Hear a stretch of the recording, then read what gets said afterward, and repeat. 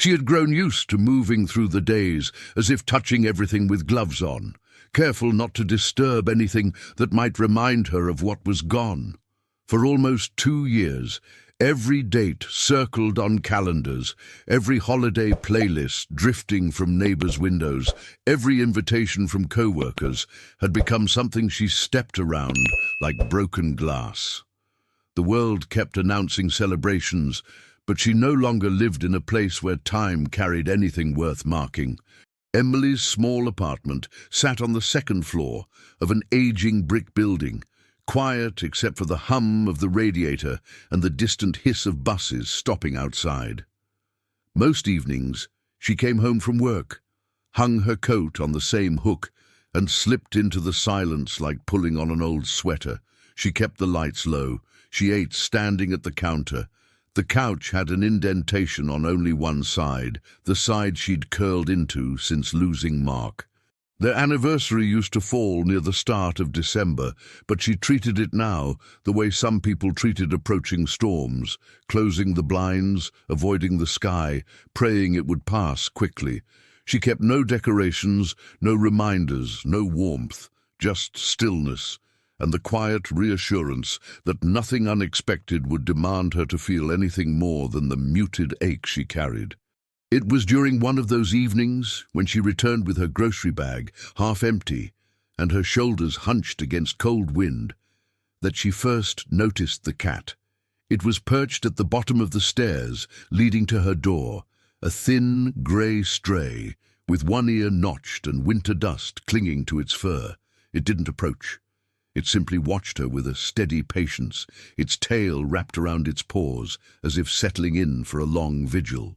Emily stepped past it carefully, expecting it to scurry away, but the animal held its position. She felt an unwelcome tug in her chest, the faint stir of something familiar. Responsibility, maybe, or recognition of another creature trying to survive a season it wasn't built for. She pushed the feeling away, climbed the stairs and slipped inside. That night she heard scratching near the door, not demanding, just a soft, tentative rasp against the wood, followed by silence. She froze in the hallway, grocery store soup warming in her hands, listening as though the world had narrowed to that thin sound. Eventually it stopped. She forced herself to ignore it, pretending the quiet returned by her choice. The next morning, when she opened the door to leave for work, she nearly stepped on a small shape. A twisted ribbon from someone's discarded gift bag lay on the doormat, its bright red strip dulled by dirt. The stray cat sat 3 steps down, staring at her with the same patient stillness. The ribbon looked deliberately placed, though she knew better than to imagine intention in it. Still, the sight unsettled her. She nudged the ribbon aside with her shoe, refusing to carry anything into her day that hinted at celebration. Over the following week, the cat kept returning, never demanding, never meowing, just occupying the edges of her path. Emily tried to pretend it wasn't there, but the animal had a way of anchoring itself to her attention. She found it curled on the landing during early mornings, pressed against the wall when frost coated the railings, or lying beside the bottom step, as if guarding an invisible threshold. She began leaving for work a little earlier, telling herself she wanted quieter buses, but she knew the truth. She didn't want to meet its eyes. The steady, patient watching felt too close to the gaze she had lost, too close to the evenings when Mark used to wait for her by the kitchen doorway, arms crossed, smiling like she was the best part of his day. But grief, even when managed carefully, had a way of shifting under her. One evening she found herself pausing at the stairs instead of rushing past. The cat was curled tightly, its thin sides moving with slow, deliberate breaths. The temperature had dropped. The wind cut through her coat. She imagined the cold in its bones, imagined it sleeping outside while the building radiated warmth above it. She forced herself upward, unlocking her door quickly before the feeling could swell. Inside, she tossed her keys onto the counter with more force than necessary. She didn't want another living thing depending on her. Not again. Not when she still couldn't bring herself to unpack the last box of his belongings or to throw away the birthday card he'd given her just a week before the accident. Yet she found herself lingering by the window that overlooked the stairway, watching the faint grey shape curl tighter as night settled. Her own apartment felt colder as she watched. After a long while, she turned away, trying to fall back into her practiced routine of quiet tasks and unbroken solitude. The next morning brought another offering. This time it was a curled, dry leaf, ordinary brown, carried by the wind or by instinct she didn't know. It sat directly in the center of her doormat, as though placed there with intention, and the cat, again, watched her from a small distance. She gently brushed the leaf aside and stepped over it, but something inside her resisted the usual numbness. At work, she felt restless, unable to escape a strange awareness of the cat waiting on the stairs, holding its ground. She spent the day in small, controlled breaths, keeping her head down, avoiding co-workers who might ask about holiday plans she didn't have. She ate her lunch alone in her car, listening to the ticking of the cooling engine. When she finally headed home, darkness had already swallowed the street. The cat was there, not on the landing this time, but sitting directly in front of her door. She froze at the top of the steps. The animal stood slowly and stepped aside, revealing another object on the mat. A small plastic bottle cap, the kind that might roll across sidewalks until someone kicked it out of the way. Another accidental gift, or another instinctive gesture. She exhaled shakily. The bottle cap shouldn't have meant anything. It was trash, nothing more. But the neatness of its placement, the way the cat had been guarding it, and the delicate silence of the moment sent a crack through the thick layer she kept around her grief. She swallowed hard and opened the door, stepping inside before the feeling could rise. That night, while preparing a cup of tea, she rarely drank anymore. She kept thinking about the cat, about its thin body curled against cold concrete, about how it kept bringing scraps of the world to her doorstep, as if urging her to acknowledge something she had spent 2 years avoiding. She set the tea aside, untouched. Near midnight, she walked quietly to the door and pressed her ear against it. No scratching, no breathing, just the deep, distant hum of the city. She imagined the cat out there, curled somewhere unseen, surviving another night without asking anything in return. She turned away, but sleep never came. The stillness she usually relied on felt heavier than usual, and every time she closed her eyes, she saw the bottle cap, the leaf, the ribbon. 3 small fragments of a world that kept celebrating whether she chose to or not. At 2 in the morning she gave up, sitting on the floor with her back against the door, trying to calm the tightness in her chest. By dawn, her eyes burned with exhaustion, and she wasn't sure why she didn't want to open the door. She feared the emptiness on the other side more than she feared the cat's return. Something about those offerings had started to pull at her, reshaping her stillness in ways she didn't understand. With a slow breath she stood, hand hovering over the lock. The world on the other side waited, unchanged, unbothered. She turned the handle. The door creaked open. And there, sitting neatly in the center of the mat, lay the smallest gift yet, something she couldn't identify at first, something pale and fragile in the early morning light, and the cat, once again watching her with the stillness of a creature that knew only routine, not meaning.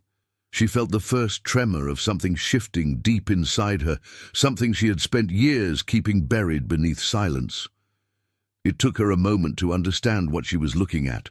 The pale object resting on the doormat was a broken piece of chalk, worn down on one side, as if dragged across rough pavement until it snapped.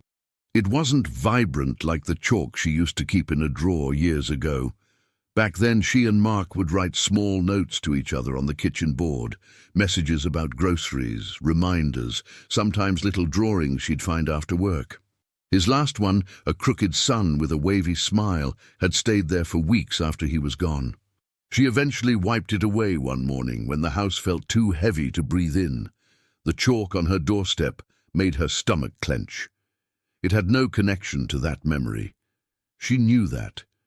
It was just an object, probably rolled from somewhere or carried by instinct, but as she stared at it, she felt an ache rise from a place she had kept locked. She crouched down slowly, as if approaching something fragile inside herself, not the chalk. The cat stood a short distance away, neither timid nor bold, just present as it always was, as if part of the background of her days. Emily picked up the chalk. It left a faint powder on her fingers. She had no intention of keeping it, and yet she didn't drop it either. Instead, she closed her hand around it and stepped inside, not looking back at the cat. She placed the chalk on the counter beside the bottle cap and the leaf she had absent-mindedly kept, even though she had told herself she never would. The crumpled ribbon was there too. She hadn't thrown it away, only moved it from place to place like a burden she couldn't name. She shut the door and leaned against it, breathing slowly, trying to push the memory away. She didn't want the weight of anniversaries returning to her. She didn't want the soft glow of what used to be creeping into her present. For 2 years, she had lived by strict borders, what she allowed herself to remember, what she refused to feel. She feared that if she let even one reminder slip in, she would lose all the fragile stability she had built. All day at work, she felt off balance. She moved through tasks with robotic precision, but her mind drifted back to the stairway, to the grey cat, and the chalk dust on her fingers. As evening approached, she found herself walking faster than usual, a quiet desperation urging her home. She pretended it was because she wanted to cook something warm or watch something on TV, but she knew neither of those things would happen. When she reached her building, she paused at the bottom of the stairs. The air was sharp with winter, but the steps held a thin warmth from the late sun. The cat was there again, curled on the second step from the top, its eyes half closed. Emily climbed the stairs slowly, careful not to startle it. The moment her foot touched the landing, the cat lifted its head and shifted aside, revealing the doormat. This time there was nothing on it. No ribbon, no leaf, no chalk, no bottle cap. The absence felt strangely heavy, as if she had expected another fragment waiting for her. She inhaled a shaky breath and unlocked her door, feeling a tightness she didn't understand. She stepped inside, closed the door, and held her coat in her hands for several seconds before finally hanging it where it always went. The evening unfolded as it always did. The dim lights, the quiet kettle filling the room with soft steam, the way she moved carefully to avoid spaces that used to be shared. But now the silence felt different, thinner, as if something had slipped into the cracks she had sealed so carefully. She found herself listening for the faint scratch at the door. It didn't come. By nightfall, a restless energy settled into her chest. She sat at the kitchen counter, staring at the small collection of unwanted gifts. They weren't meaningful. She reminded herself of that repeatedly. They were just misplaced bits of the world, a stray cat's instinct, nothing more, and yet she couldn't deny the way they had gathered in her home, the same way small memories had once gathered between her and Mark. She closed her eyes, and in the quiet she felt a wave of exhaustion press through her. She let her head rest on her folded arms. The apartment around her hummed faintly with its usual warmth, but inside she felt cold. Memories flickered, his hands dusted with flour from the pastries he used to bake, the way he leaned against the counter while talking about things he never finished. The kitchen had been louder then, filled with footsteps and laughter, and the quiet moments in between. When she opened her eyes again, the room had slipped into darkness. She didn't remember falling asleep. She stood slowly, her neck stiff, her breath uneven. She moved to the door before she could think, drawn by something she tried not to give a name. She opened it carefully, expecting the landing to be empty. The cat was there, curled tighter than before, its fur ruffled by cold wind. It didn't lift its head this time. Something inside her twisted, an unexpected pang of concern that she wasn't ready to admit. She stepped out, keeping her movements soft. The cat's ears twitched, but it didn't move. Emily crouched a short distance away, hugging her arms against the night air. She didn't reach for the animal. She simply stayed there, sharing the same quiet space. The cold from the concrete seeped into her legs. After several minutes, the cat shifted subtly, almost leaning toward her without actually bridging the distance. It rested its chin on its paws. Minutes passed, maybe longer. She didn't know why she stayed, but soon her breath slowed, matching the small, steady rhythm of the creature beside her. And then, without expectation, the cat nudged something forward with its paw. A small pebble rolled across the step, stopping near her shoe. Her breath caught, not because of the pebble itself, but because of the gentle insistence behind the gesture, the way the animal seemed to repeat a pattern it didn't understand, offering what it could. A primitive, instinctive communication. Nothing more, nothing mystical. Still, the pebble lingered at her feet, like a thought she wasn't ready to face. She picked it up and held it loosely in her palm, feeling its simple weight. The cat blinked slowly, settled again, and closed its eyes. That night she slept more fitfully than usual. When sunrise warmed the edge of her curtains, she remained in bed, staring at the ceiling. The quiet no longer felt like a refuge. It felt like a question. She didn't know how to answer it yet. Later, after forcing herself out of bed and into her routine, she found herself pausing at the counter, looking at the line of small objects. The ribbon, the leaf, the bottle cap, the chalk, the pebble. Together, they formed a strange collection of fragments, things she never would have kept before, things she didn't want to assign meaning to. But they were there, and she hadn't thrown them away. She placed her hand on the counter beside them, her fingers brushing the chalk. She felt the faint dust again, and a memory stirred. Him leaning over the kitchen board, drawing that crooked sun. Her chest tightened. She turned away quickly, refusing to let the memory settle too deeply. When she opened the door to leave for work, she found the cat waiting again, sitting upright this time, alert. There was nothing on the mat, just the cat and the cold morning air. She stepped over the threshold, her breath forming clouds in front of her.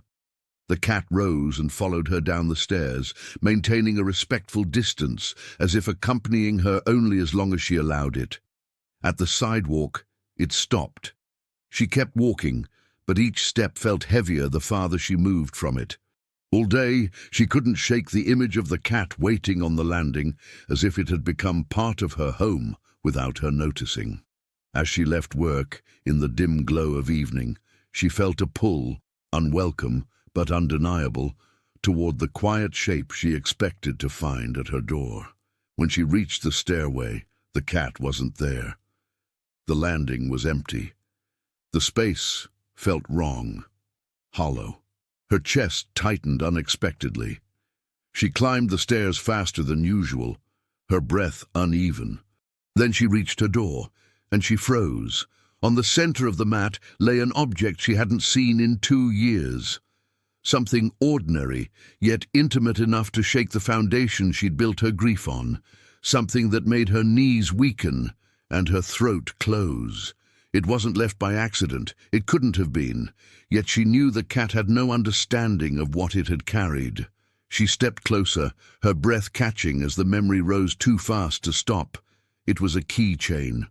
Not new, not shiny, its metal worn to a soft mat, the leather strap cracked in 2 places. She recognized it instantly, a simple oval tag stamped with a faded compass design. Mark had carried it for years, clipped to the zipper of the backpack he used on weekend hikes.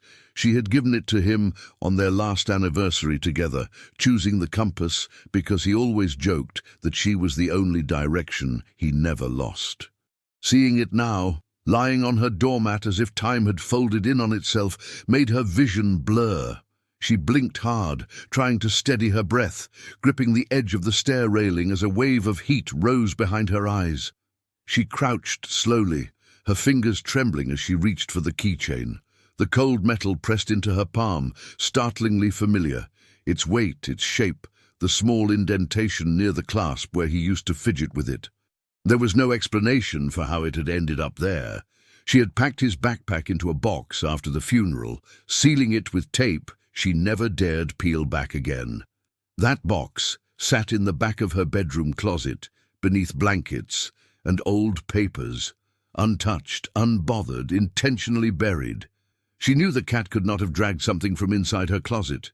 She knew the keychain must have fallen from somewhere she hadn't noticed, lost in the apartment until a draft or movement shifted it. There had to be a mundane reason. She repeated that silently, forcing the world back into a shape she could survive. But the rational explanation didn't stop the tremor in her hands. It didn't stop the feeling that something inside her had been pierced clean through. She stood shakily, clutching the keychain, and pushed open the door. The moment she stepped inside, she leaned against it, letting her spine press into the wood, as if needing something solid to hold her up. The apartment felt different, smaller, tighter, as though the memory the object carried had seeped into every corner. She placed the keychain on the counter with the other fragments, but it didn't sit quietly like the rest. It seemed to reshape the entire arrangement, pulling everything else into sharper focus. The ribbon, the leaf, the bottle cap, the chalk, the pebble, together they formed a trail that led to this moment, even if she refused to let her mind make that connection. She turned away from the counter and stepped into the living room, needing distance, but distance only made the pressure grow. She sat on the edge of the couch, her hands gripping her knees, staring at the unlit television. The room around her held its usual quiet, yet it felt as though someone had opened a window in her chest and let in winter air. For the rest of the evening she moved through her routine mechanically. She reheated leftovers she didn't finish. She washed dishes she didn't remember using. She paced between the bedroom and the kitchen, unable to find a position that made her feel grounded. Several times she caught herself glancing toward the door, expecting the faint silhouette of the cat through the frosted glass. When night settled fully, she found herself unable to lie down. The bed felt too intimate, too close to memories she had spent years avoiding. Instead, she sat on the floor beside the window overlooking the stairway, wrapped in a blanket she pulled around her shoulders.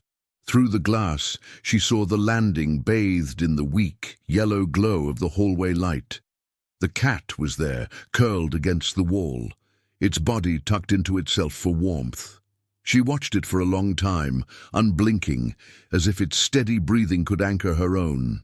When she finally drifted into a shallow sleep, her forehead pressed lightly against the cold window pane. Dawn was already pulling itself across the sky. Morning found her disoriented, her body stiff from the floor. She rose slowly, the blanket slipping from her shoulders. Her first instinct was to check the door. The moment she opened it, the cat stood, stretching its thin limbs before settling at a gentle distance. There was nothing on the mat this time. Just the cat, and early sunlight turning its fur a softer shade of grey. She looked back at the keychain on the counter. It glinted faintly in the morning light, as if acknowledging her attention. She tried to look away, but it held her there, stirring something she didn't want to feel. She pressed her hand to her forehead, steadying herself. The day at work was a blur of missed details and incomplete thoughts. She moved through conversations without absorbing them, nodding at things she didn't hear. Her co-workers mentioned a holiday potluck. She mumbled something non-committal and walked away. Her heart stayed lodged somewhere between her sternum and her throat the entire day. When she returned home that evening, wind pushing at her coat and stinging her cheeks, a strange fear rose in her chest as she reached the stairway. She didn't know what she was afraid of, the absence of the cat or the presence of another object she wasn't ready to face. But the landing was empty. The cat was nowhere in sight. The doormat held nothing but a thin layer of dust. She felt an unexpected jolt of panic. It made no sense. She didn't own the animal, didn't want to own it, didn't want to depend on anything alive again.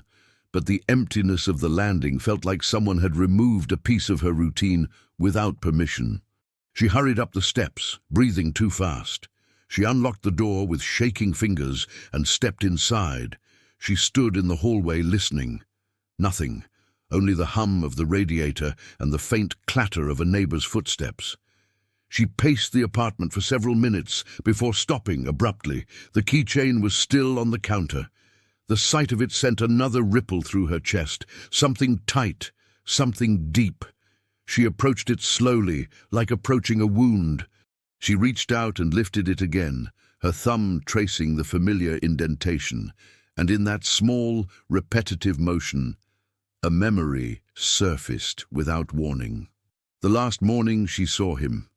He had been searching for this keychain, rifling through drawers, patting down his jacket pockets while she stood by the sink sipping coffee.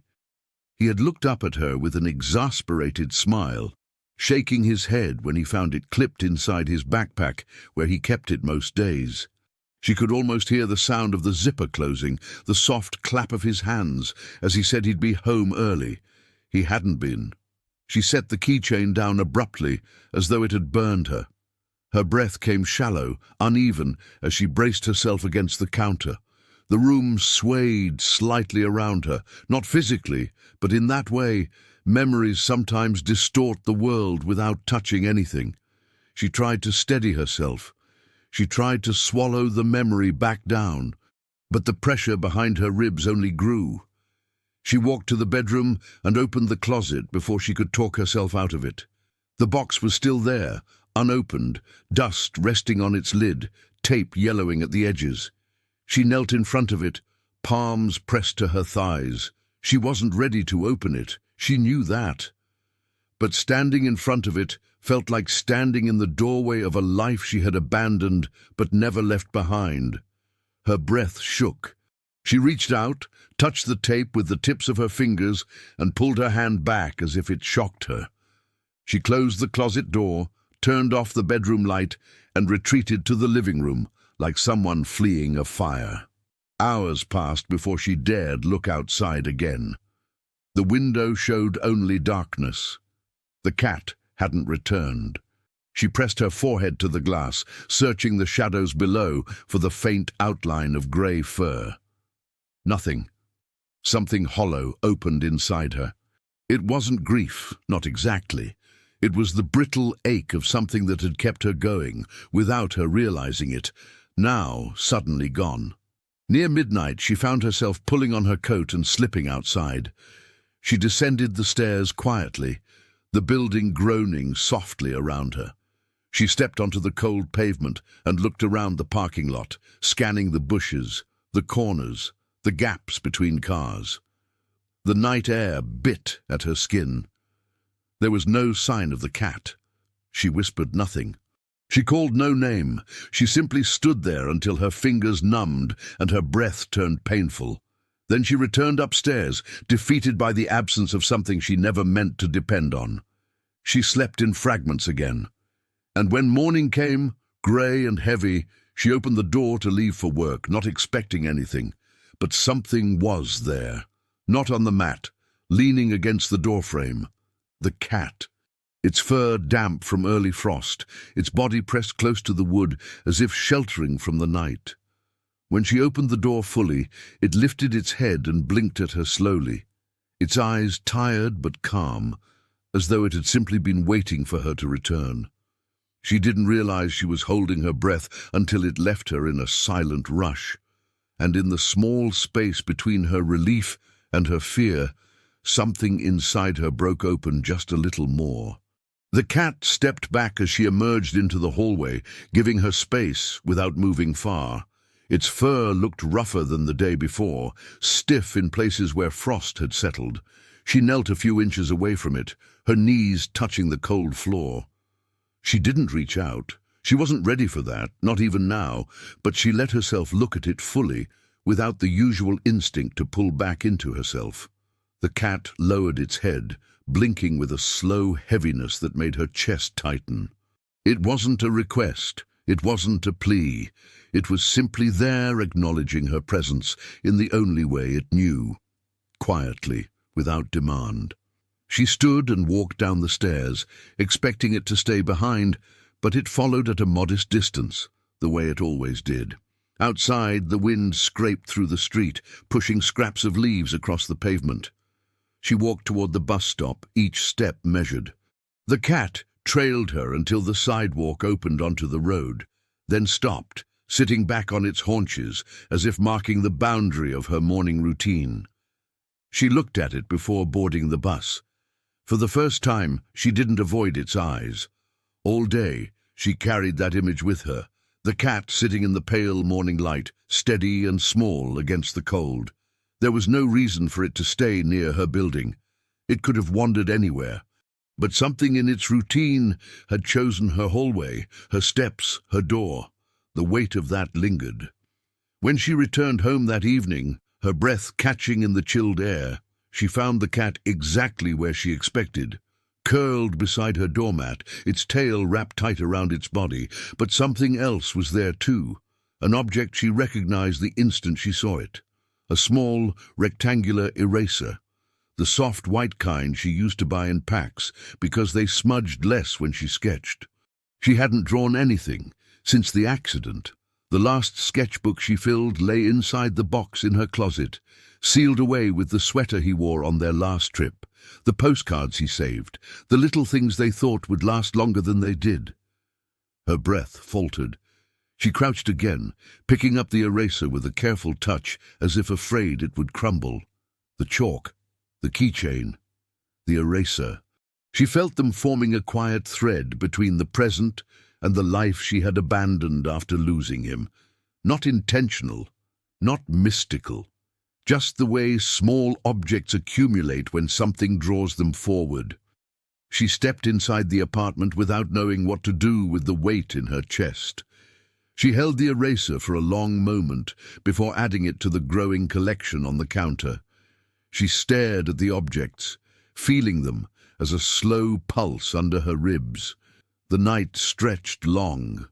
She tried distracting herself with mindless tasks, laundry she didn't need to do, emails that didn't matter, shows she couldn't follow, but nothing held her attention. Every few minutes she drifted toward the window, checking the landing. The cat stayed there, curled in the same spot, rising only to shift its position or lick its paw before settling again. At some point, she realized she was holding her breath each time she looked for it. When the sun began to set, painting the stairway in a muted haze, she opened her door and stepped out into the cool hallway. The cat lifted its head. She sat on the step beside it. Not too close, but close enough that their breaths mingled faintly in the chilled air. Minutes passed in silence. The cat lowered itself into a more relaxed curl, head resting on its paws. Its ribs rose and fell in a steady rhythm that softened something in her, a rhythm that echoed the quiet nights she used to fall asleep listening to someone else breathe beside her. She closed her eyes briefly, the memory washing over her with a warmth she wasn't ready to face. When she opened them again, the cat had shifted its gaze to her hand, resting loosely on her knee. It didn't approach, it didn't lean in, it simply watched, waiting for nothing, asking for nothing. She stood eventually, not because she wanted to leave, but because something inside her had begun to ache in a way she couldn't contain out here. She slipped inside her apartment and slid down the back of the door until she sat on the floor, pulling her knees to her chest. The keychain gleamed faintly on the counter. She stared at it until the rest of the room blurred. A tremor began in her hands again, the same as the night she first saw it on the mat. She pressed her palms against her face, trying to force back the rising heat in her chest. She couldn't keep avoiding the box, not with all these small objects pulling pieces of her back to the surface. But opening that box felt like opening the moment she had been running from for 2 years, the moment she received the phone call, the moment she stood in a hospital room staring at a shape she didn't recognize, yet somehow knew too well. The room seemed to shrink around her as the memory crept forward, uninvited. She shook her head, pushing herself off the floor, pacing the apartment with unsteady steps. Her gaze kept drifting to the bedroom door, as if something inside it called to her. Eventually, exhaustion pulled her into the bedroom, though she didn't intend to sleep. She sat on the edge of the bed, staring at the closet door. Her breathing slowed only when she forced herself to place her feet flat on the floor, grounding herself. She stood, took 3 slow steps, opened the closet door. The box remained where she'd left it, dusty, dented, the tape at the edges curling with age. She knelt in front of it, fingers hovering over the lid. The memory of the last morning she saw him pressed into her mind, warm and sharp and unbearable. She inhaled deeply, letting the air fill the space inside her chest that had been hollow for so long. Her fingers pressed lightly against the brittle tape. She didn't lift it. Not yet. But she let her hand rest there, acknowledging it, accepting its presence instead of running from it. The tiny, fragile act made her eyes sting. A soft sound at the door made her turn. A faint scratch, tentative, like the one she first heard when the cat showed up in her life. She closed her eyes as her throat tightened. The timing felt impossibly pointed, though she knew the cat couldn't understand anything about the moment she was in. Still, the sound anchored her. It pulled her breath back into her lungs. It kept her from falling entirely into the memory she wasn't ready to face. She pushed herself to her feet and walked to the door, opening it just enough to see the cat sitting there, its posture loose, its gaze calm. She didn't speak. The cat stepped forward, pressing its nose briefly to the small gap between the door and the frame, then sat back down. It had no idea what she was carrying, no awareness of the storm in her chest. It was simply following its own instinct, returning to the place it had begun to trust. She lowered herself to the floor, sitting across from it, with only a thin sheet of air separating them. For a long time they stayed like that, still breathing, sharing the quiet. Eventually the cat rose, turned in a small circle and settled again, this time a little closer, not touching her, just closer. The movement, so gentle and ordinary, unraveled the last thread of composure she'd been holding on to. The ache she had kept buried for years slid upward, pressing against her lungs until her breath shuddered out of her. Her hand lifted slightly off her knee, almost without her permission. She didn't reach forward, but the intention lingered there, raw, hesitant, fragile. She didn't touch the cat, but she didn't pull away either, and in that frail space between instinct and restraint, something deep within her finally began to shift. She stayed on the floor until her legs stiffened and her back ached, but she didn't move. The cat slept in a loose curl, inches away, its breath steady, its tail twitching occasionally as if caught in small dreams. The hallway light flickered once, then settled into a dim glow that softened the edges of everything. For a long while she just watched the rise and fall of the cat's ribs, letting the slow rhythm pull her own breathing into something gentler. Eventually she stood, every movement quiet, and the cat lifted its head. It didn't follow. It simply watched her step inside and close the door. Something in that simple trust steadied her more than anything had in years. The apartment was dark except for the glow spilling in from the hallway. She walked to the counter and placed her hand over the small collection of objects. The eraser, the chalk, the ribbon, the leaf, the bottle cap, the pebble, and at the center, the keychain. Her fingers brushed the cold metal, and she felt the echo of a life she'd frozen in place the moment she lost him. She went to the bedroom before the hesitation could settle. She didn't turn on the light. She didn't need it. The box waited exactly where she'd left it, dust softening its edges. She knelt in front of it again, her breath unsteady but present. Her fingers found the brittle tape, and this time she didn't pull away. The tape lifted with a faint crackle, the sound thin and fragile in the quiet room. She peeled it carefully, almost reverently, until the lid gave way. cold air escaped from inside, carrying the faint scent of things untouched for too long. She swallowed hard, her throat tightening as she lifted the flaps and saw the first layer of objects inside. The sweater was on top, the navy one he wore on their last trip to the coast, when the air tasted of salt and the wind pushed their laughter back toward them. She pressed her fingertips into the wool, feeling its softness, and her chest caved in around a breath she couldn't hold. Beneath it were the postcards he'd kept, a sketchbook she barely remembered filling, and at the bottom, the backpack where the keychain once hung. Her hands shook as she touched it. The zipper was half open, just as he'd left it. She slid it closed and opened it again, her thumb pausing at the indentation near the clasp. She leaned forward, resting her forehead on the edge of the box, and the weight of everything she'd avoided finally rose to meet her. Grief came not as a collapse, but as a long, silent exhale she'd been holding for 2 years. Her shoulders trembled, her breath broke once, then again. She pressed both palms to the floor, grounding herself as the memories poured through, not as sharp stabs, but as soft, relentless waves she could no longer hold back. She stayed like that, folded, breathing through the ache, until the room settled around her again.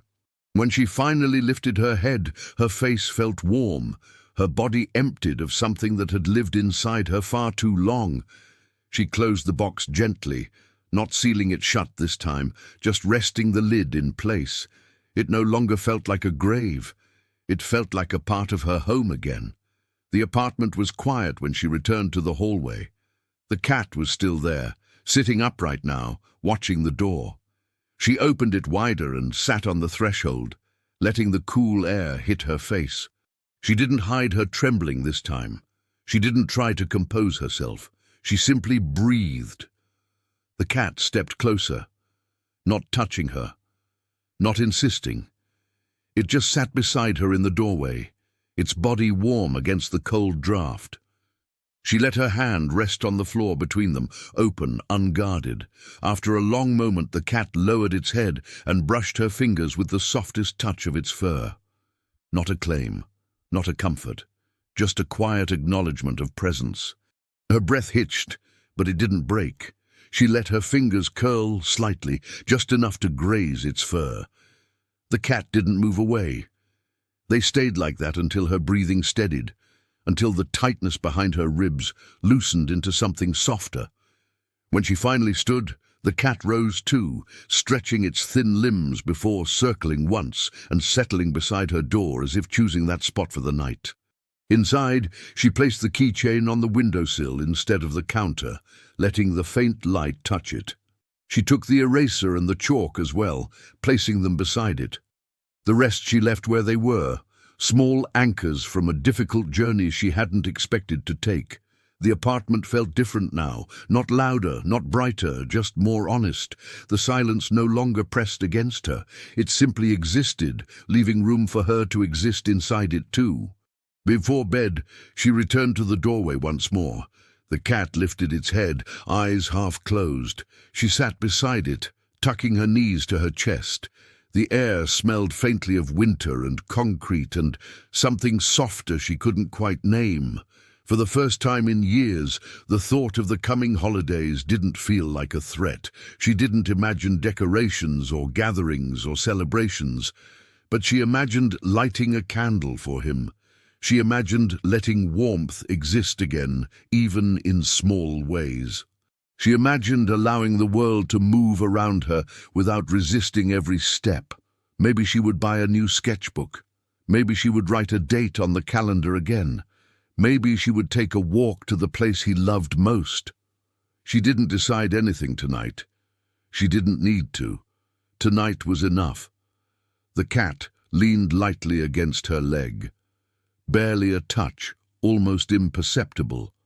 She closed her eyes, letting the contact settle into the hollow places inside her. It didn't fix anything. It didn't replace anything. It just grounded her. And grounding, she realized, was a beginning. She stayed until the cold pushed them both back inside. She whispered nothing. She expected nothing. She only let the moment exist, small and real. Later, as she lay in bed, the soft weight of the day settled over her, not crushing but steady. She let her eyes close, breathing more fully than she had in years. On the windowsill, the keychain caught the faint glow from the streetlight, its worn metal softened by the warmth of the room. For the first time, seeing it didn't tear her open. It simply reminded her of a life she had loved and a life she was learning, slowly, to step back into. When sleep finally took her, it came gently. And in the quiet before dawn, acceptance found its place inside her.